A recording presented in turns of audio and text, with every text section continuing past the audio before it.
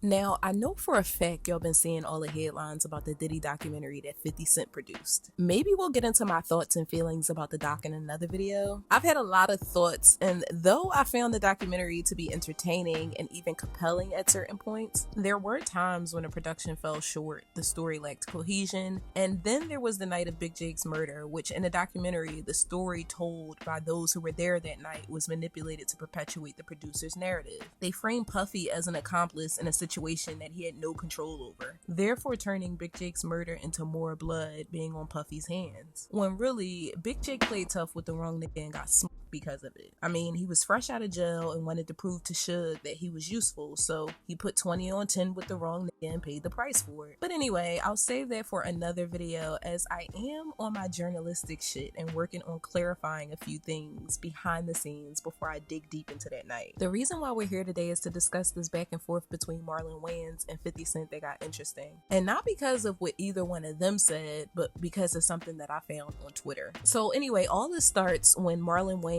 was asked a question in an interview and the people got offended by his answer.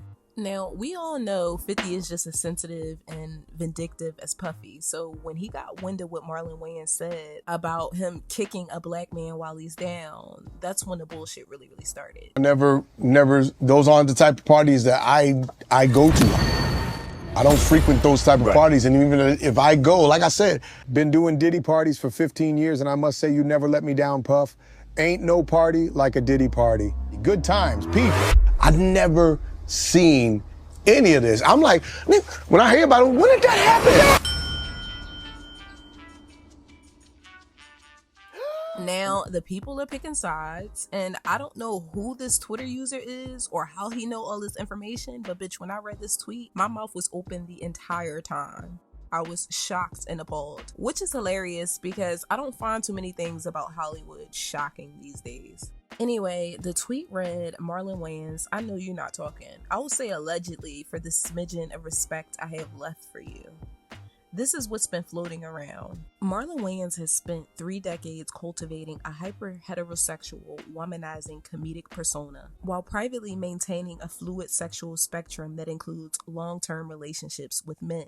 Multiple people inside his inner circle, which include 3 former personal assistants, 1 ex-bodyguard, and 2 industry producers under NDA breach protection, spoke on recurring same-sex encounters dating back to the In Living Color era, with at least 4 documented male partners between 1998 and 2023. In his primary relationship, he had a 9-year on and off involvement with a LA-based entertainment attorney from 2008 to 2017, including shared travel on private jets and co-ownership of a West Hollywood condo. Financial trails show $1.4 million in consulting payments routed through Wayans Brothers Entertainment to the Attorneys LLC between 2010 and 2016, far exceeding standard legal retainers. His second significant partner was a New York-based creative director who he met on the set of 50 Shades of Black in 2015, who received $680,000 in production bonuses and lived rent-free in Marlon's Tribeca loft between 2009 and 2014. So-called bodyguard testimony details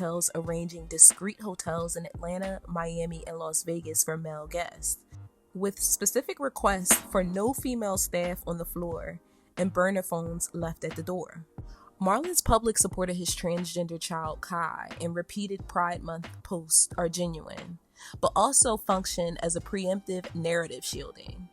It has also been said that there are private conversations where he referred to coming out as career suicide, giving the $400 million Wayans brand equity tied to urban heterosexual comedy. Supposedly a 2021 text exchange has Marlon telling a male partner, I love you, but the world ain't ready and my checks damn sure ain't. This is not confirmed and it's all speculation for now. 2 former assistants state that NDA packages for staff explicitly include clauses prohibiting discussions of the boss's personal dating life, male or female, with liquidated damages set at $2 million per breach. No coercion, no minors, no criminality. Just the man living a compartmentalized life that would fracture his core audience demographic and decades of marketed identity if fully exposed. The information remains locked behind ironclad NDAs, family loyalty, and the financial incentives of the Wayans machine.